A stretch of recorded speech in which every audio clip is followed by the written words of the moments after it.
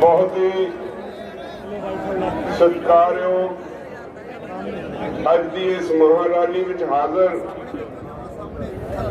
सत्कारयोग पिंडा चो आए बजुर्गों, नौजवानों, माताओं, बहनों स्टेज के आगू साहबान, सब तो पहले फतेह अर्ज करता हूं। वाहिगुरू जी का खालसा, वाहिगुरू जी की फतेह। मैं तो पहला कमल गरेवाल होना को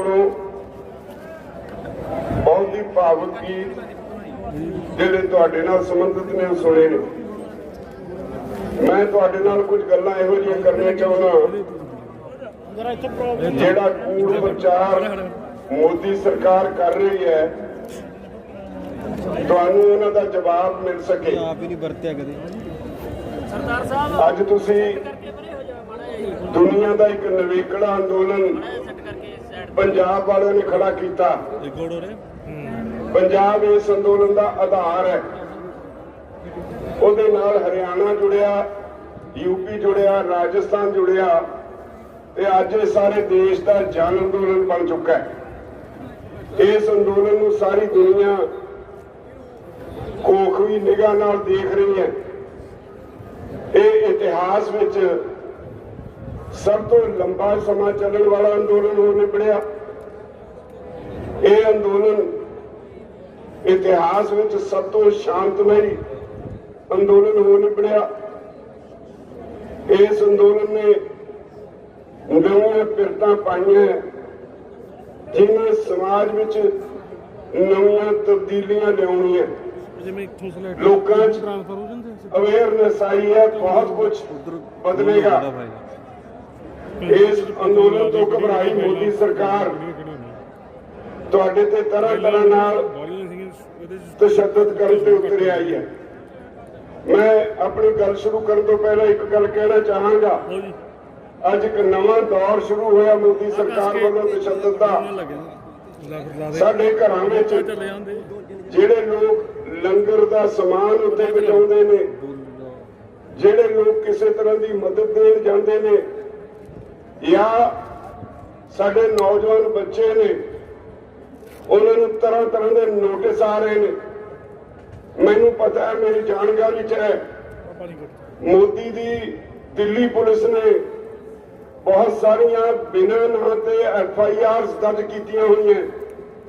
तुहानूं नोटिस बुला के सद्दिया जाता है ते उत्ते बुला के कह दिता जाता है तेरे ते फलाना पर्चा दर्ज है, ना तुहाडा उहदे च लिख दिता जाता है ते ओहदी इन्वेस्टिगेशन च शामिल हो।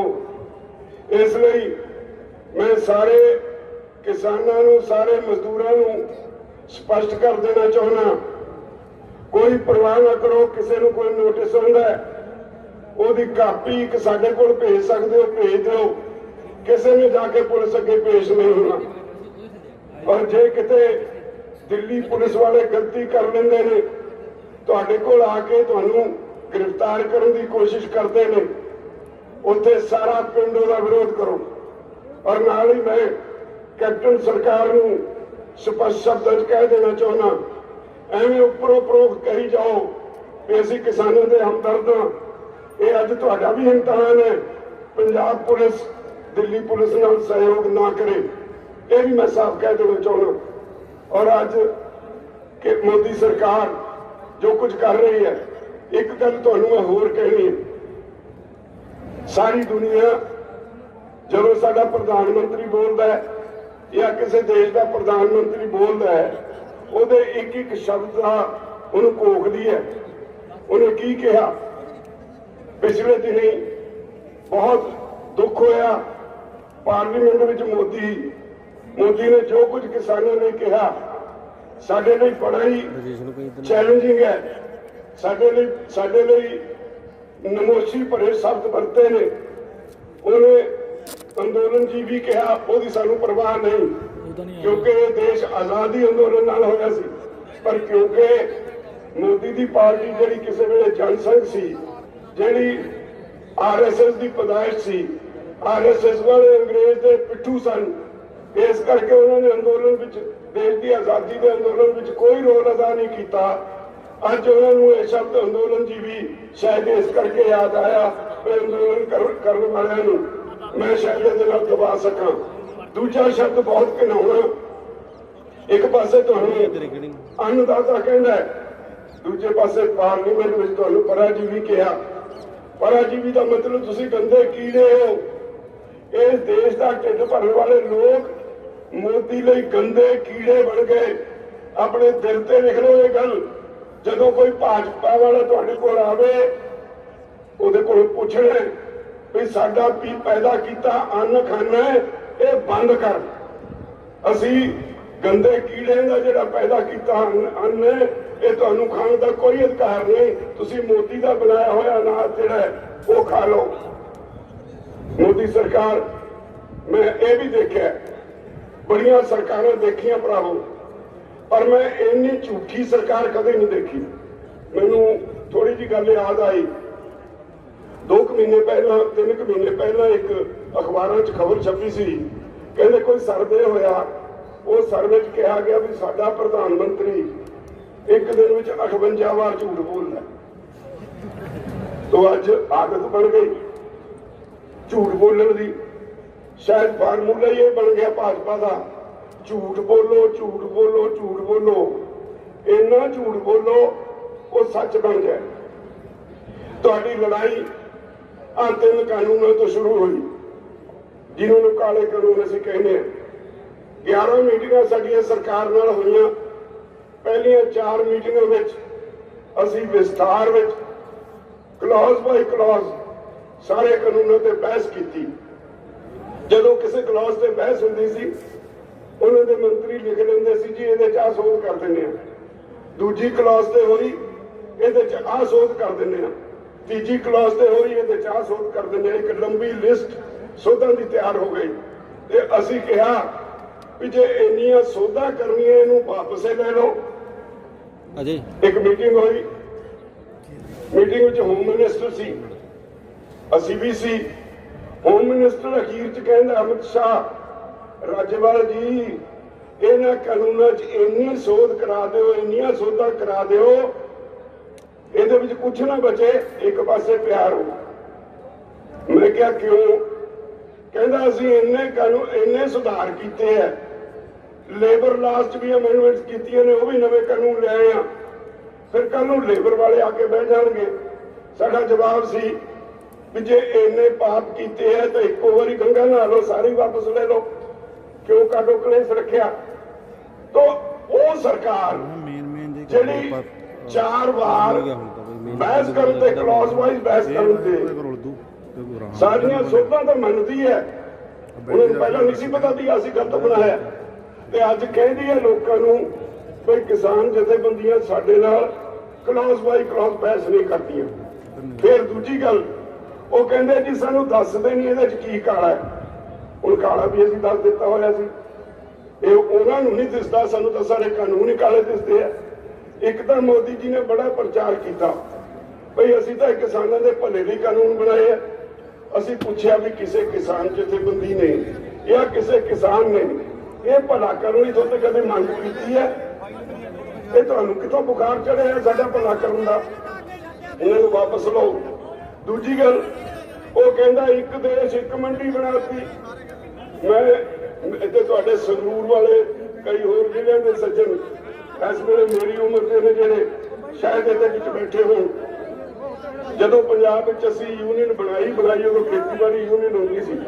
ਉਦੋਂ ਸਾਡੇ ਦੇਸ਼ 'ਚ ਜ਼ੋਨਲ ਰਿਸਟ੍ਰਿਕਸ਼ਨ ਸੀ, ਅਸੀਂ ਪੰਜਾਬ ਤੋਂ ਬਾਹਰ ਆਪਣਾ ਅਨਾਜ ਲਿਜਾ ਨਹੀਂ ਸੀ ਸਕਦੇ।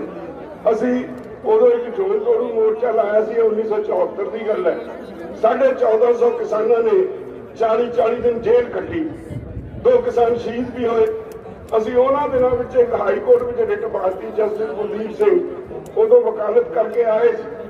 ਉਹ ਹਾਈ ਕੋਰਟ ਦਾ ਫੈਸਲਾ ਅਕਤੂਬਰ 1976 'ਚ ਸਾਡੇ ਹੱਕ 'ਚ ਆ ਗਿਆ।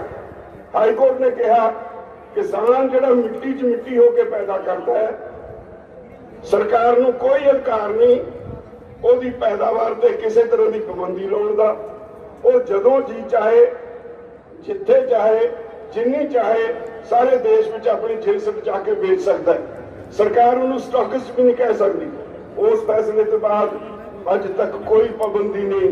असीं पुछिया मंत्रियों नूं भाई पंजाब का किन्नों सारे देश च विकदा है, कोई पाबंदी नहीं। जम्मू कश्मीर का सेब सारे देश च विकदा है, कोई पाबंदी नहीं। महाराष्ट्र तो केला संतरा ते उत्थे दा प्याज सारे देश च विकदा है, कोई पाबंदी नहीं। बिहार तो झोना 700 800 900 खरीद के व्यापारी इत्थे पंजाब च किसानां दे नाम ते 1888 बेच लैंदा है, कोई पाबंदी नहीं। यूपी चो 1200 रुपये झोना खरीद के इत्थे लिया के बेच दिंदे ने, कोई पाबंदी नहीं। तुसीं किहड़ा नवां काम कीता है? पाबंदी तो पहले ही है नहीं। तो झूठ बोलण दे लक बनिया इको कहंदे ने भी देखो जी इस कानून नाल किसानां दा बहुत भला होएगा, असीं विचोलिया कढ़ दिता। असीं पुछिया पहला विचोलिए की डेफिनेशन दसो। पंजाब विच दुनिया का बेहतरीन मंडीकरण ढांचा है। असीं ट्राली लैके आउंदे हां, आड़ती साडी ट्राली खाली कराउंदा है, ओहदी सफाई कराउंदा है, ओहदा भाव लवाउंदा है, बोरियां च पा के एजेंसी नूं डिलीवर करदा है ते ओहदे बाद बिल बना के सरकार नूं दिंदा है, पैसे लेके सानूं दिंदा है। जे तक कणक दा भाव 1925 है, 1925 का ही वो बिल बना के दिंदा है। जे तो सानूं 1500 देवे फिर तो विचोलिया मान लिया। जो 1925 का बिल बनाया 1925 मैनूं दे दिते, फिर वो विचोलिया काहदा होया? उन्हें जिहड़ी सेवा कीती, जिहड़ी सर्विस दित्ती, ਉਹਦਾ सर्विस प्रोवाइडर ਉਹਦਾ ਉਹਨੇ कमीशन ले लिया। विचोलिए तो तुसीं लिया रहे हो। अंबानिया अडानिया नूं वड्डे वड्डे कारपोरेट हाउसिस नूं विचोलिए के तौर पर इत्थे लिया रहे हो। उन्हां दे CEO उन्हां दे मुलाजम वो विचोलिए का काम करनगे, ये भी कोई दुख नहीं। तो असीं एक एक गल ते इन्हां नूं भरावो पहुंचाया। और मैं तुहाडी जानकारी लई दस्सां, अज सरकार कोल तुहाडे ਇਹ ਜਥੇਬੰਦੀਆਂ ਦੇ ਡੈਲੀਗੇਸ਼ਨ ਨਾਲ ਬੈਠ ਕੇ ਗੱਲ ਕਰਨ ਲਈ ਇੱਕ ਵੀ ਦਲੀਲ ਹੈ ਨਹੀਂ। ਝੂਠ ਤੇ ਲੱਕ ਬੰਨਿਆ। ਅਸੀਂ ਜਦੋਂ 4 ਵਾਰੀ ਬਹਿਸ ਕਰ ਲਈ, 5ਵੀਂ ਵਾਰੀ ਅਸੀਂ ਪੁੱਛਿਆ ਸਾਨੂੰ ਦੱਸ ਤਾਂ ਦਿਓ ਤੁਸੀਂ ਕੀ ਕਹਿਣਾ ਚਾਹੁੰਦੇ ਹੋ। ਜਦੋਂ ਨਾ ਬੋਲੇ ਸਾਡੇ ਵਿੱਚੋਂ ਇੱਕ ਸੱਜਣ ਨੇ ਯੈਸ ਔਰ ਨੋ ਲਿਖ ਕੇ ਫਾਈਲ ਮੂਹਰੇ ਕਰਤੀ, ਸਾਰੇ ਨੇ ਲਿਖ ਕੇ ਫਾਈਲ ਮੂਹਰੇ ਕਰਤੀ ਔਰ ਅਸੀਂ ਸਾਰੇ ਚੁੱਪ ਕਰਕੇ ਬੈਠ ਗਏ। 1 ਘੰਟਾ ਅਸੀਂ ਮੌਨ ਰੱਖਿਆ ਭਈ ਸਰਕਾਰ ਦੱਸੇ ਇਹਦੇ ਵਿੱਚ ਗਲਤ ਕੀ ਹੈ ਜੋ ਅਸੀਂ ਕਹਿੰਦੇ ਆ, ਇਹ ਆ ਠੀਕ ਕੀ ਹੈ ਜਿਹੜਾ ਸਰਕਾਰ ਕਹਿੰਦੀ ਹੈ। ਸਾਨੂੰ ਸਾਡੇ ਕੋਲ ਪੱਲੇ ਤਾਂ ਪਾਵੇ। ਸਰਕਾਰ ਵਾਲੇ ਸਾਨੂੰ ਬੁਲਾਉਂਦੇ ਜ਼ਰੂਰ ਹੈ ਪਰ ਸਾਡੀ ਗੱਲ ਦਾ ਜਵਾਬ ਕੋਈ ਨਹੀਂ ਸੀ ਦਿੰਦੇ। 1 ਘੰਟਾ ਚੁੱਪ ਰਹੇ। ਇੱਕ ਵਾਰੀ ਇੱਕ ਇਹਦੇ ਵਿੱਚ ਹੋਰ ਵੀ ਬੜਾ ਇੰਟਰਸਟਿੰਗ ਮੁੱਦਾ ਹੈ। ਅਸੀਂ ਸਰਕਾਰ ਨੂੰ ਕਿਹਾ ਵੀ ਇਹ ਕਾਨੂੰਨ ਬਣਾਉਣ ਦਾ ਤੁਹਾਨੂੰ ਅਧਿਕਾਰ ਹੀ ਨਹੀਂ ਸੀ। ਸੰਵਿਧਾਨ ਦੇ ਵਿੱਚ ਸਾਡੇ ਜਿਹੜੀ 7th ਸ਼ਡਿਊਲ 'ਚ ਇੱਕ ਸਟੇਟ ਲਿਸਟ ਹੈ, एक यूनियन लिस्ट है, एक कंकरेंट लिस्ट है। 3 लिस्टां ने जिहदे विच लिखिया है कि किथे किथे किहड़ी सरकार कानून बना सकती है। खेती स्टेट लिस्ट विच 12 नंबर ते दर्ज है। इसदा मतलब राज्यां दा विषय है। 18 नंबर ते खेती मार्केटिंग दर्ज है। और इस तरह जिहड़ा इन्हां ने कहा भी असीं भी कंकरेंट लिस्ट चों 33 नंबर ते जिहड़ी आइटम दर्ज है ਉਹਦੇ ਇਹ ਕਾਨੂੰਨ ਬਣਾਇਆ। ਅਸੀਂ ਕਿਹਾ ਵੀ ਇਹ ਤਾਂ ਤੁਸੀਂ ਬਣਾਏ ਹੀ ਵਪਾਰ ਵਾਸਤੇ, ਤਾਂ ਨਾ ਹੀ ਕਾਨੂੰਨ ਦਾ ਵਪਾਰ ਨਾਲ ਸੰਬੰਧਿਤ ਹੈ। ਇਹ ਜੇ 33 ਨੰਬਰ ਤੇ ਵੀ ਬਣਾਇਆ ਉਹਦੇ ਸ਼ਬਦ ਫੂਡ ਸਟਫ ਲਿਖਿਆ। ਅਸੀਂ ਫੂਡ ਸਟਫ ਨਹੀਂ ਪੈਦਾ ਕਰਦੇ, ਫੂਡ ਗ੍ਰੇਨ ਪੈਦਾ ਕਰਦੇ ਹਾਂ। ਅਸੀਂ ਦਾਣੇ ਪੈਦਾ ਕਰਦੇ ਹਾਂ। ਕਣਕ ਫੂਡ ਗ੍ਰੇਨ ਹੈ, ਆਟਾ ਫੂਡ ਸਟਫ ਹੈ।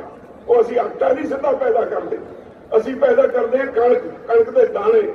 ਉਹ ਫੂਡ ਗ੍ਰੇਨ ਹੈ, ਤੁਸੀਂ ਉਹਦਾ ਕਾਨੂੰਨ ਨਹੀਂ ਬਣਾ ਸਕਦੇ। ਅਸੀਂ पैडी पैदा करते हैं, झोना पैदा करते हैं, चावल सीधे नहीं पैदा करते। चावल फूड स्टफ है तो जो झोना है वो फूड ग्रेन है। तुम ये कानून बना नहीं सकते। वो फिर नहीं मने। एक मीटिंग च मैं 7 पार्लीमेंट में जवाब दिते हुए इस मंत्री के तोमर से वो कढ़ के ले गया।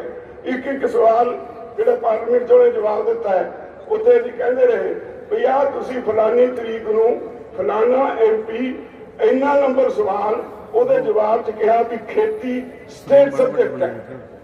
इन्ना नंबर सवाल फलाना MP इन्नी तारीख नूं तुसीं कहा एग्रीकल्चर मार्केटिंग जिहड़ा वो स्टेट सब्जेक्ट है।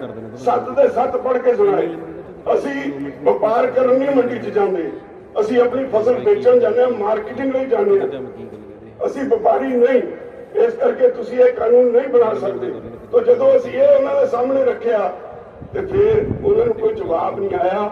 ਉੱਠ ਕੇ ਦੂਜੇ ਕਮਰੇ ਚਲੇ ਗਏ। ਸਾਨੂੰ ਕਹਿੰਦੇ ਚਲੋ ਦੇਖੋ ਜੀ ਤੁਸੀਂ ਆਪਸ ਵਿੱਚ ਬਾਤਚੀਤ ਕਰ ਲਓ। ਮੁੜ ਕੇ 4 ਘੰਟੇ ਨਹੀਂ ਆਏ।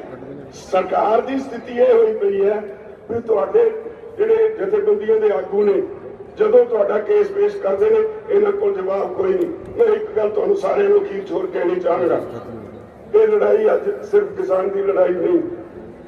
ਬਹੁਤ ਖੁਸ਼ੀ ਦੀ ਗੱਲ ਹੈ ਵੀ ਪੰਜਾਬ ਦੇ ਆਮ ਜਨਤਾ ਇਸ ਗੱਲ ਨੂੰ ਸਮਝ ਚੁੱਕੀ ਹੈ। ਅੱਜ ਇਹ ਜਨ ਅੰਦੋਲਨ ਬਣ ਗਿਆ। ਸਾਰੇ ਦੇਸ਼ ਵਿੱਚ ਹੀ ਨਹੀਂ, ਸਾਰੀ ਦੁਨੀਆ ਦੀ ਇਸ ਅੰਦੋਲਨ ਤੇ ਅੱਖ ਹੈ। ਸਾਰੀ ਦੁਨੀਆ ਨੂੰ ਕੋਖ ਰਹੀ ਹੈ। ਮੇਰੀ ਤੁਹਾਨੂੰ ਬੇਨਤੀ ਹੈ ਭਈ ਅੱਗੇ ਹਾੜੀ ਦਾ ਸਮਾਂ ਆ ਗਿਆ। ਇੱਕ ਸਰਕਾਰ ਇਹ ਵੀ ਭਰਮ ਫੈਲਾ ਰਹੀ ਹੈ ਵੀ ਇੱਥੋਂ ਲੋਕ ਉੱਠ ਕੇ ਚਲੇ ਜਾਣਗੇ, ਹਾੜੀ ਦੇ ਕੰਮ ਦੇ ਵਿੱਚ ਰੁੱਝ ਜਾਣਗੇ। ਅਸੀਂ ਜਿਹੜੇ ਤੁਸੀਂ ਫੈਸਲੇ ਕੀਤੇ ਉਹਨਾਂ ਦਾ ਸਵਾਗਤ ਕਰਦੇ ਹਾਂ। ਵੀ ਪਿੰਡਾਂ ਵਿੱਚੋਂ 10 ਬੰਦਿਆਂ ਦਾ ਜਥਾ ਜਾਏਗਾ, ਉਹਨਾਂ ਦੇ ਲੋਕ ਕੰਮ ਸੰਭਾਲਣਗੇ ਤੇ ਜਦੋਂ ਉੱਥੇ ਨਵੇਂ 10 ਚਲੇ ਗਏ ਉਹ ਫਿਰ ਵਾਪਸ ਆਉਣਗੇ। ਮੇਰੀ ਤੁਹਾਨੂੰ ਬੇਨਤੀ ਹੈ ਸਰਕਾਰ ਨੂੰ ਇਹ ਮੌਕਾ ਅਸੀਂ ਨਹੀਂ ਦੇਣਾ। ਜਦੋਂ ਤੱਕ ਕਾਨੂੰਨ ਵਾਪਸ ਨਹੀਂ ਹੁੰਦੇ ਉਦੋਂ ਤੱਕ ਅਸੀਂ ਉੱਥੋਂ ਨਹੀਂ ਉੱਠਾਂਗੇ। ਔਰ ਜਿਹੜੇ ਤੁਸੀਂ ਪਿੰਡਾਂ 'ਚ ਬੈਠੇ ਹੋ, ਜਿਹੜੇ ਉੱਥੇ ਬੈਠੇ ਨੇ ਉਹਨਾਂ ਦਾ ਕੰਮ ਸੰਭਾਲਣ ਦੀ ਜ਼ਿੰਮੇਵਾਰੀ ਤੁਸੀਂ ਆਪ ਲਓ। ਔਰ ਇਹ ਤੁਹਾਡੇ ਭਵਿੱਖ ਦਾ ਸਵਾਲ ਹੈ, ਤੁਹਾਡੇ ਬੱਚਿਆਂ ਦਾ ਸਵਾਲ ਹੈ। ਇੱਕ ਗੱਲ ਹੋਰ ਇਸ ਅੰਦੋਲਨ ਨੇ ਨਵੀਂ ਜਿਹੜੀ ਸਾਡੇ ਲਈ ਦਿੱਤੀ ਹੈ ਉਹ ਇਹ ਹੈ ਵੀ ਬੜਾ ਬਦਨਾਮ ਕੀਤਾ ਜਾ ਰਿਹਾ ਸੀ ਸਾਡੇ ਯੂਥ ਨੂੰ। ਇਹ ਜੀ ਨਸ਼ੇੜੀ ਹੋ ਗਏ। ਜਿੱਦਣ ਦਾ ਅੰਦੋਲਨ ਸ਼ੁਰੂ ਹੋਇਆ ਕਿਸੇ ਅਖਬਾਰ 'ਚ ਕਦੇ ਖਬਰ ਨਹੀਂ ਪੜੀ ਵੀ ਫਲਾਣੀ ਜਗ੍ਹਾ ਕੋਈ ਮੁੰਡਾ ਨਸ਼ਾ ਕਰਕੇ ਮਰ ਗਿਆ। ਇਹਦਾ ਮਤਲਬ ਇਹ ਕਲੰਕ ਵੀ ਸਾਡੇ ਬੱਚਿਆਂ ਨੇ ਲਾਤਾ। ਬਹੁਤ ਸਾਰੇ ਸਾਡੇ ਬੱਚੇ ਜੇਲ੍ਹਾਂ 'ਚ ਬੈਠੇ ਨੇ। ਸਰਕਾਰ ਨੇ ਉਹਨਾਂ ਤੇ ਤਰ੍ਹਾਂ ਤਰ੍ਹਾਂ ਦੇ ਕੇਸ ਪਾਏ ਨੇ। ਅਸੀਂ ਸਾਰੇ ਬੈਠੇ, ਸਾਡੇ ਉਹਨਾਂ ਤੋਂ ਵੀ ਸੰਗੀਨ ਕੇਸ ਸਾਡੇ ਉੱਤੇ ਵੀ ਪਏ ਹੋਏ ਨੇ। ਕੋਈ ਪਰਵਾਹ ਨਹੀਂ, ਅਸੀਂ ਉਹਨਾਂ ਦੇ ਸਾਰੇ ਕੇਸ ਲੜ ਰਹੇ ਹਾਂ। ਕੋਈ 45 ਦੀ ਜ਼ਮਾਨਤ ਹੋ ਗਈ, ਸਾਰੇ ਕੇਸ ਲੜਾਂਗੇ। ਪਰ ਤੁਹਾਨੂੰ ਸਾਰਿਆਂ ਨੂੰ ਇਹ ਬੇਨਤੀ ਹੈ ਜਿਹਨਾਂ ਨੂੰ ਹੁਣ ਨੋਟਿਸ ਆਉਂਦੇ ਆ ਉਹਦੀ ਬਿਲਕੁਲ ਪਰਵਾਹ ਨਾ ਕਰੋ, ਤਕੜੇ ਹੋਵੋ। ਇਹ ਅੰਦੋਲਨ ਜਿੱਤਾਂਗੇ, ਜਿੱਤਾਂਗੇ, ਜਿੱਤਾਂਗੇ। ਧੰਨਵਾਦ।